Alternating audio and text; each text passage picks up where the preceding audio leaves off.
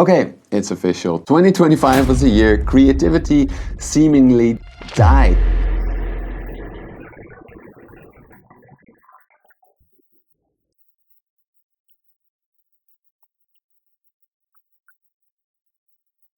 The best-selling movies like Zootopia 2, Jurassic World and Mission Impossible 8 were all sequels, or they were remasters like Lilo and Stitch and How to Train Your Dragon. Similarly, the best-selling video games Battlefield 6, Borderlands 4, Madden 26 were all big franchises or remasters like Oblivion Remastered. Meanwhile, names that we have seen for decades like Lady Gaga, Billie Eilish and Bruno Mars once again dominated the music charts. And no, 2025 was not an exceptional year in that regard. Take a look at this chart. 30 years ago, only about 1/4 of top 20 movies were sequels, spin-off, prequels or remakes. Now it's close to 90%. Similarly, almost all of the top-selling video games now come from established franchises. Even books show this very same trend. The share of top-selling titles written by an already famous author is increasing each year. But wasn't the internet supposed to do the opposite? In the early 2000s, Wired editor-in-chief Chris Anderson famously predicted that as the internet made it cheaper and cheaper to send songs, movies and games to customers around the world, this would enable niche creators to rise, while it would cause big studios to become less powerful. This theory, the theory of the long tail, was a beautiful idea, the democratization of culture. So what went wrong? As always on Money Macro, for this video we, a team of economists, went deep into the economics literature and summarized all the key insights that can explain why big budget sequels are bigger than ever today, and we asked the question if the rise of sequels reduced creativity or if there's actually a thriving long tail of amazing niche content that you just don't know about, hiding below the surface. But to answer these questions, we first need to understand how the media industry used to work. The gatekeeper economics of the pre-internet media. Let's go back to the 1980s. Now imagine you were a singer and wanted to earn a living with your passion. The odds would be stacked against you from the very beginning. First, you needed a studio filled with super expensive equipment to record your song. Second, to distribute your song, you needed a factory to press records. Third, these records then needed to be distributed to thousands of record shops. These record shops had limited shelf space, so to convince shops to sell your record, you needed to have an existing relationship or prove you were already popular by getting airtime on the radio, for which again, you also needed the right connections. In short, before asking consumers if they liked their content, aspiring creators first had to convince gatekeepers like record labels to give them a shot. If granted funding, they could record and distribute their music. This system did produce many songs, movies and games that actually sold really well and were loved by both consumers and critics. However, as you can imagine, this extra layer killed a lot of films, games and music that we would have loved. In fact, some of our most beloved cultural icons almost got stuck with the gatekeepers. For example, J.K. Rowling's Harry Potter book was first rejected by 12 publishers before it was published by Bloomsbury. Heck, even the Beatles were rejected by nearly every major label in Europe before producer George Martin finally signed them in 1962. So of course, when 1. The cost of recording equipment fell lower and lower, and 2. The internet made distribution costs almost zero, Anderson's long-tail prediction about the rise of niche media and the fall of big, safe blockbusters made total sense. Yet, here we are today, with more blockbusters than ever. So, again, what happened? Chapter 2. The fall of the gatekeepers. The digital revolution would revolutionize the media industry in two main ways. First, the internet made distribution almost free overnight. Music and movies no longer had to be pressed onto CDs or DVDs or sold in physical stores. With a few clicks, songs and films could be downloaded straight into an iPod or a laptop. But at first, gatekeepers tried to hold back change. However, after piracy platforms like Napster, the Pirate Bay and others devastated the revenue in all creative and especially the music industry. Record labels, publishers and others increasingly brought their content to legal online distribution platforms like Spotify, Netflix and Steam. Second, digital technologies dramatically reduced the cost of creating art. Suddenly you could shoot a movie on your iPhone or record music in a home studio using inexpensive microphones and software. This allowed many artists to self-fund their work and distribute it online to millions of people, effectively bypassing traditional gatekeepers. So yes, in the early days of the internet, the long tail looked to be coming true. As you can see here in these graphs by economic Professor Joel Waldvogel, the number of new songs added each year rose from about 50,000 in 1988 to nearly 350,000 by 2007. Meanwhile, the number of US-made original films also exploded, along with self-published book titles and television shows. So the first part of Anderson's prediction actually seems to have been true. Far lower production costs and cheap distribution have led to an explosion in creativity. The long tail is there, but while the number of songs, movies and shows exploded, people increasingly spent their money on consuming sequels and franchises rather than niche products. But why? In his research, Professor Waldvogel first looked at two obvious explanations. The first is that while it could be true that many more creative products are made, the quality of these could actually be very low. To test this hypothesis, Waldvogel looked at reviews. Are independent productions bad, therefore scoring lower review scores than big budget sequels or remakes? For music, this does not appear to be the case. Combining lists of best albums into a critic-based quality index, he finds that while critics really loved music from the 1970s, average appreciation for newer music remained stable after Napster revolutionized song distribution. Meanwhile, TV shows seemingly only got better.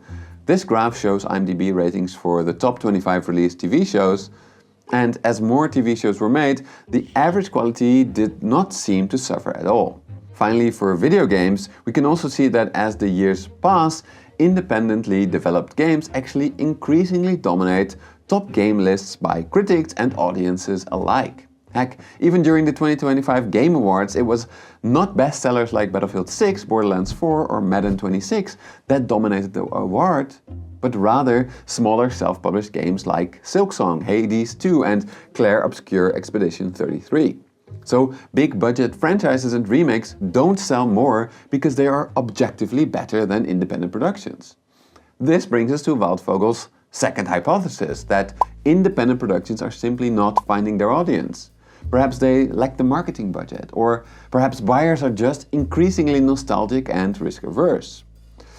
No, surprisingly, that does not appear to be the case. Independent productions are actually selling more and more. In the music industry, independent labels were increasingly penetrating the Billboard Top 200 during the early internet years. Also, self-published books, such as most famously 50 Shades of Grey, are in fact increasingly amongst the world's best-selling books. Similarly, in film, independent movies accounted for about 1/4 of box office revenues in the 1990s, but by 2012 their share had risen to 40%. Independent films also represented more than half of DVD sales then. Finally, on gaming platforms that are easiest to publish for, like Steam on the PC, independently developed games did account almost for half the revenue in 2024, similar to big budget productions. This is why in his book, Waldvogel does actually argue that the long tail prediction was correct. The digital revolution did in fact produce a golden age in media. But the puzzle is still here, isn't it? If creativity has actually flourished, then why do sequels, prequels and franchises seem more dominant than ever? Why do blockbuster movies and AAA video games look increasingly repetitive? To understand how both of these trends can be true at the same time, we need to understand a different mechanism that has transformed the media, which is globalization and the economics of the superstar. Cultural markets are what economists call superstar markets. That is, every consumer has access to the best game, the best musician, and the best movie. Economists have observed that in these types of markets, the very best artists tend to become superstars. To illustrate this principle, economist Dr. Felix Koenig studied how the staggered rollout of television across the US transformed the fortunes of entertainers that used to play in bars or local venues, like dancers, musicians, and comedians. In the 1940s, the distribution of earnings for these entertainers looked like this. Some artists were poor, some were rich, most earned a decent normal wage. After television became widespread though in the 1970s, entertainers who once reached only small audiences in clubs could now reach the entire country, performing directly into people's living rooms. This transformed how audiences chose what to watch. With only a few channels to scan, viewers of course switched from a very funny comedian to the funniest one. As a result, the funniest comedians captured a disproportionate share of attention and became superstars, while merely funny comedians lost most of their audience to the superstars. Not surprisingly, by the 1970s, fewer comedians earned ordinary wages, while a small fraction became extraordinarily rich. This is the power of superstar markets. And this brings us back to the graphs from the introduction. Movies, video games, and books. Inside the top 20, they all became more concentrated. This trend happened as digitalization happened and the internet became more popular. But it also happened when another trend took place, the globalization of mass media, especially as the English language spread across the globe and Asia got a lot richer, creating many more consumers. Indeed, as you can see here, for most of the 20th century, Hollywood earned the majority of its box office revenue domestically, with international markets playing a secondary role. That pattern has now reversed. Today, most of the theatrical revenue from major films comes from outside the US and Canada, driven by the expansion of markets such as China and the growth of English-speaking audiences across Asia, Latin America, and Europe. This is where superstar economics fully comes into play. Films that travel best across global markets tend to share certain characteristics. Visual spectacle,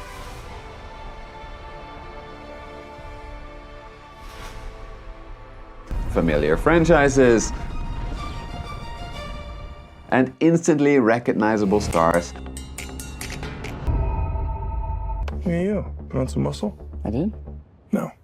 In this superstar environment, small differences in quality or recognition can have outside effects. Securing a top-tier actor, a celebrated director, a cutting-edge CGI crew, this can significantly boost global box office performance. However, this brings us to the final piece of the puzzle. This is all very expensive. So as making top-tier content became more expensive due to superstar economics, it also makes sense that investors increasingly demanded safe products. This can explain why in the top of the global market, we increasingly saw the production of spectacle high-budget sequels, spin-offs and remakes. So globalization can explain why we see more and more concentration at the very top. If you want to play the blockbuster game, you need to invest more and more, and the safest way to do that is to focus on sequels and remakes. But meanwhile, digitization and falling production costs can explain why we do actually also see an explosion of creativity. Creativity that is actually both reaching audiences and leading to critical acclaim. Indeed, as you can see here, for movies we have seen more and more money available for cheap movies and for blockbusters, but not for high-value productions that cannot quite be blockbusters. Therefore, I'm happy to say that for this video, we have a quite optimistic conclusion. No, 2025 was not a bad year for pop culture in general, just for the top 20. If, like me, you are fed up with sequels and remakes, then actually there is a massive long tail out there for every media category. For example, I really enjoy video games and honestly, I'm having more fun than ever. While I used to play blockbusters like Call of Duty 1 and Call of Duty 2 when I was younger, last year I really had just as much fun playing independent games on my Steam Deck, like Hotline Miami, Balatro, Brotato and Undertale. On the other hand, for movies, I would not know where to look. Luckily, through making this video, I found out that my colleague Alejandro is a real independent movie fan. And he did not watch blockbusters or remakes at all last year. Just amazing titles like the Norwegian Sentimental Value, the Spanish Sirat, and the Iranian film It Was Just an Accident. So the real question, in my opinion, is actually, how do you find the long tail? Well, one of the simplest ways to do this is luckily right here on YouTube. Just use the search bar and type top 10 best independent games, best independent movies, books or songs of 2025 or of all time, and there you'll find that creativity has not disappeared. It has split in two, with a vast, vibrant long tail of experimentation coexisting alongside a small number of highly optimized blockbusters that dominate our shared cultural spotlight. But yeah, that's my take. What do you think? And if you're interested in in-depth follow-up analysis about the future of the media industry, I highly recommend you check out our advertising sponsor, The Economist. Specifically, I recommend you check out this detailed analysis about how Netflix and Paramount's battle for Warner Brothers will determine the future of Hollywood. Then follow up with this analysis about how actually the real threat to big streamers like Netflix comes from independent creators like me on YouTube.